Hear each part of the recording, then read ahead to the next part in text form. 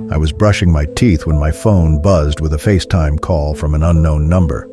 I almost ignored it, until I saw that the caller's preview window looked exactly like me, standing in my bathroom. It was late, close to midnight. I'd just gotten home from a long day at work, too tired to do anything but go through the motions of my routine. My apartment was quiet, the kind of quiet where you can hear the hum of the fridge and the faint ringing in your ears. I was leaning over the sink, toothbrush in hand, when the vibration startled me. I glanced down at my phone where it rested on the counter. A FaceTime call, no contact name, just a random number. Normally I would have swiped it away. Spam calls happen all the time. But the preview froze me in place. It was me.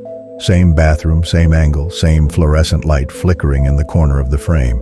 It wasn't a reflection, it was a video feed. At first I thought maybe it was a glitch, like the camera had somehow looped itself into a weird feedback.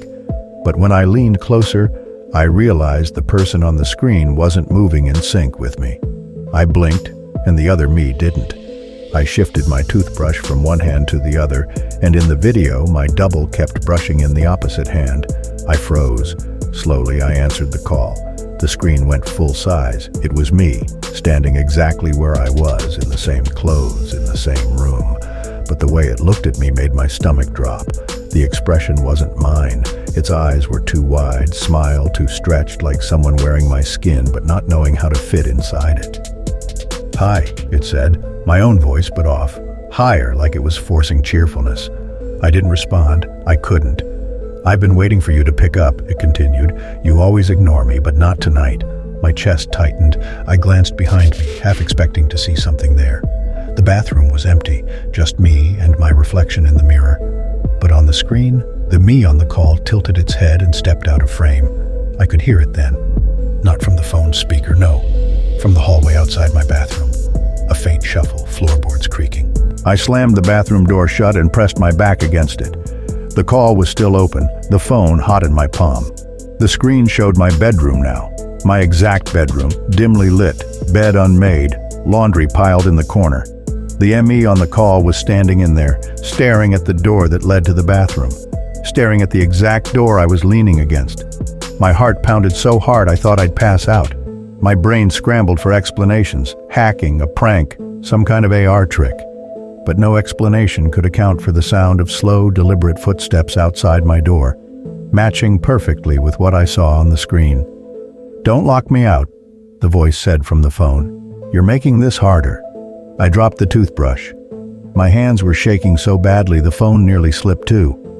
I tried to end the call, but the button wouldn't work. The red icon just pulsed uselessly under my thumb. I thought about calling the cops, but my other hand reached for the lock instead. And that terrified me more than anything else, because I didn't decide to do it. My fingers moved like they belonged to someone else. I yanked them back and clutched the phone like a lifeline. On the screen, my double smiled wider, teeth too white, gums too red. "You can't keep me out forever, you know that, right?" I didn't answer. I couldn't. My throat felt like it had closed shut. Then came the knock. 3 slow taps against the bathroom door, so soft they almost blended into the hum of the pipes. But I felt them vibrate through the wood against my spine. The phone went dark. Call ended. Silence. I stood there for what felt like hours, not daring to move, not daring to breathe. Finally, when I couldn't take it anymore, I yanked the door open. Nothing. The hallway was empty.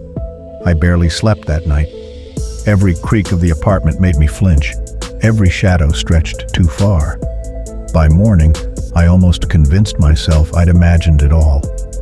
Just stress, exhaustion, maybe some bizarre dream bleeding into reality. But when I checked my call log, the number was still there. A FaceTime call lasting exactly 6 minutes and 42 seconds. I deleted it. Tried to pretend it never happened. That night, I left every light on in the apartment.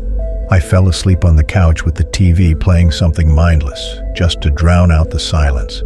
Around 2 a.m., my phone buzzed again. FaceTime, same number. This time, the preview wasn't showing my bathroom. It was showing my living room, me, on the couch, fast asleep, and someone standing behind me. I didn't answer. I didn't even move. I just stared at the screen, heart hammering so loudly I could barely hear the TV anymore. Then, slowly, my sleeping self on the screen opened its eyes and looked straight at me.